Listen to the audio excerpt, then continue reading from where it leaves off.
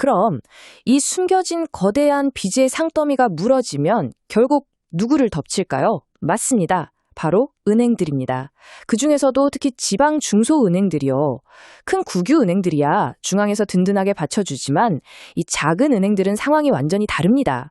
사람들 돈 끌어모으려고 막 엄청 높은 이자를 주겠다고 약속을 했거든요. 그리고 그 돈을 아까 말씀드린 그 페이퍼 컴퍼니들한테 다 빌려준 겁니다. 근데 지금 부동산이 폭락했잖아요. 페이퍼 컴퍼니가 돈을 못 갚는다? 그럼 그 은행도 그냥 같이 망하는 겁니다. 말 그대로 한 배를 탄 운명인 거죠.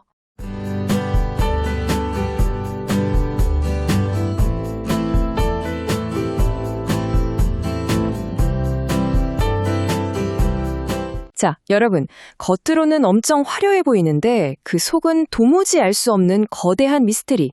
오늘 우리가 파헤쳐볼 주제, 바로 중국 경제입니다. 북경대 국제관계학 박사이신 김상순 동아시아평화연구원 이사장님의 최근 분석을 토대로 이 중국 경제의 진짜 모습을 낱낱이 파헤쳐보는 시간을 가져보겠습니다. 핵심 키워드는 바로 빙산입니다.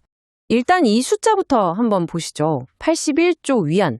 우리 돈으로 환산하면 무려 1경원이 넘어갑니다. 1경원이라니 정말 감도 잘 안 오는 어마어마한 액수죠. 이게 현재 공식적으로 잡힌 중국의 중앙 그리고 지방정부의 부채 규모거든요.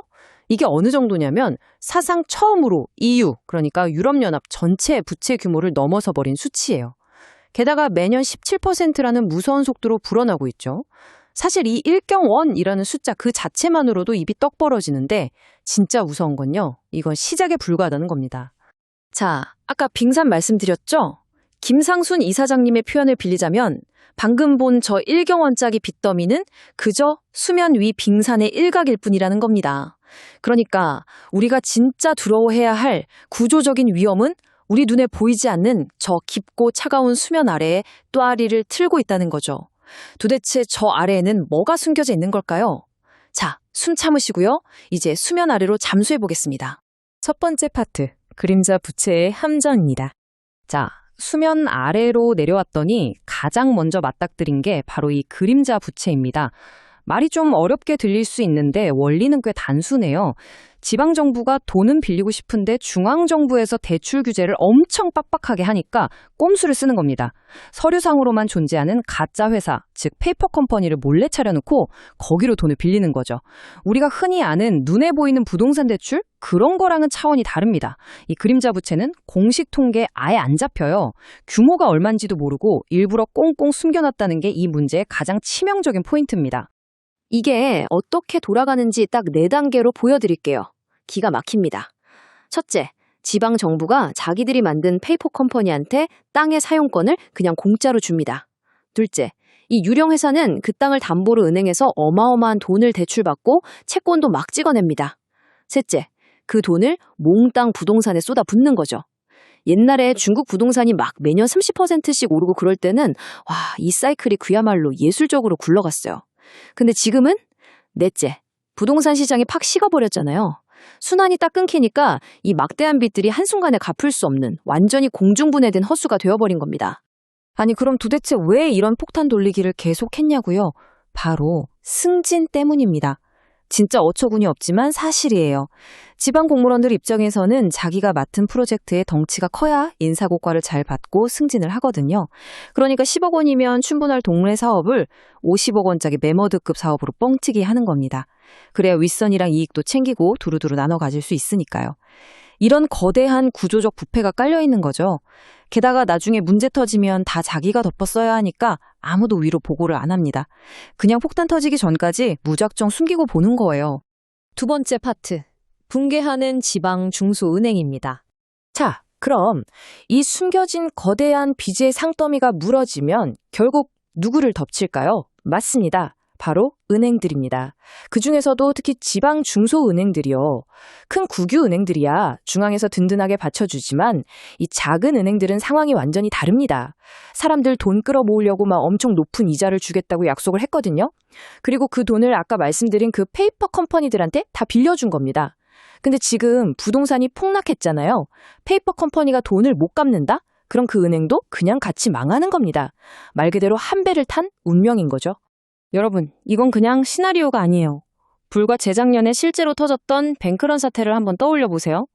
헝다나 비구이위안 같은 진짜 어마어마하게 큰 부동산 개발업체들이 줄줄이 무너진다는 소문이 쫙 퍼졌죠.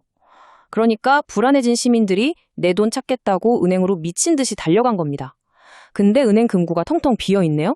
처음엔 예금 인출 한도를 걸어버리더니 나중엔 아예 셔터를 내리고 영업 중단을 해버렸습니다. 평범한 시민들 사이에서 그야말로 소리 없는 대패닉이 벌어진 겁니다. 상황이 이 지경인데 당국은 도대체 어떻게 대처하고 있을까요? 정말 놀랍게도 근본적인 해결책이 아예 없습니다. 그냥 못 갚는 지방차를 은행들한테 억지로 떠안겨버려요. 그것도 무려 최장 25년 동안 아주 낮은 금리로 연장해주라고 사실상 강요를 하고 있습니다.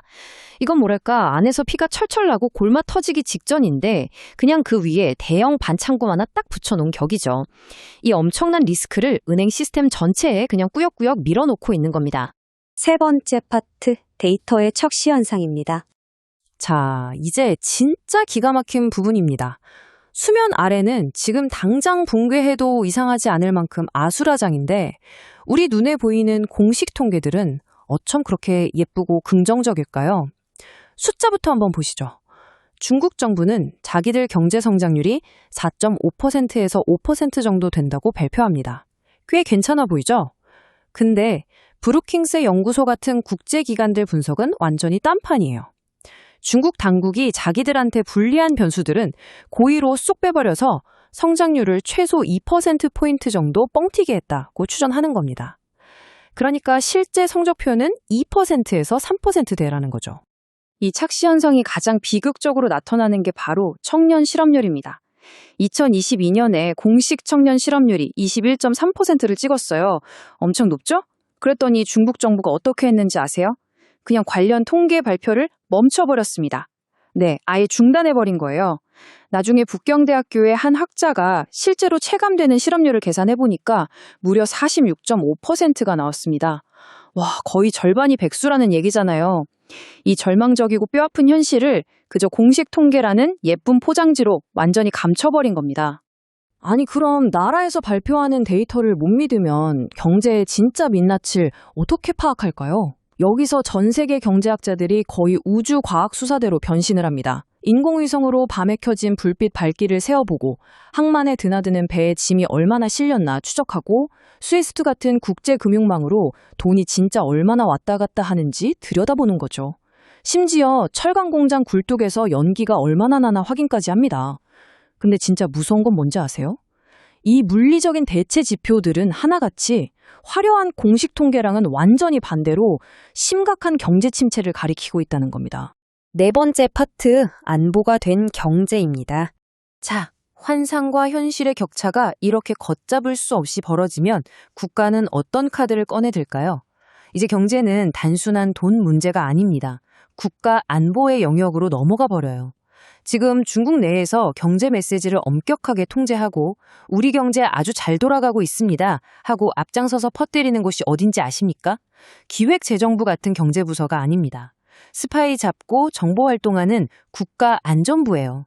아니 국가 최고 안보기관이 치어리더로 전면에 나서고 현실적인 쓴소리를 하면 철저히 통제해버리는 전례 없는 상황이 지금 펼쳐지고 있는 겁니다. 김상순 이사장님은 이 현상을 두고 아주 예리하게 분석합니다. 이건 경제 문제를 곧 체제를 위협하는 안보 위기로 인식하기 시작했다는 아주 명백한 신호라고요. 경제 전문가들이 강제로 입을 다물어야 하고 객관적이고 상식적인 분석조차 체제에 대한 도전으로 몰리는 엄청난 구조적 변화. 이거야말로 수면 아래에 숨겨둔 그 그림자 부채와 붕괴 위기가 역설적으로 지금 당장 폭발해도 이상하지 않을 임계점에 다다랐다는 걸 자기들 스스로 증명하고 있는 방증 아닐까요? 오늘 이야기에서 우리가 꼭 짚고 넘어가야 할 핵심은 바로 이겁니다. 조작된 가짜 데이터로는 경제라는 이 예민한 유기체를 절대 고칠 수 없어요. 왜곡된 통계로 정책을 짜면 당연히 현실이랑 완전히 동떨어진 비정상적인 정책이 나오겠죠. 그럼 시장에서 피땀 흘려 일하는 기업이나 개인들은 어떻게 반응할까요? 비현실적인 정책을 불신하고 따르지 않게 됩니다. 경제는 결국 수많은 개인들의 자발적인 선택이 모여서 굴러가는 건데 강압적인 통제만으로는 결코 잃어버린 활력을 살려낼 수 없고 결국 침체의 가속화라는 파국으로 이어질 수밖에 없는 겁니다. 자, 이제 마지막으로 근본적인 질문을 하나 던져보겠습니다. 수면 위로는 조작된 5% 성장이 예쁘게 반짝이고 있지만 그 아래에는 천문학적인 규모의 그림자 부채와 파산 위기에 처한 은행들이 시한폭탄처럼 엉켜있는 거대한 빙산, 자체 생산한 데이터조차 더 이상 현실을 반영하지 못하고 안보기관이 나서서 경제의 목소리를 억지로 통제하는 이 모순된 상황 속에서 과연 이 시스템은 온전히 살아남을 수 있을까요? 여러분은 저 거대한 빙산의 끝이 결국 어디로 향할 거라고 생각하십니까?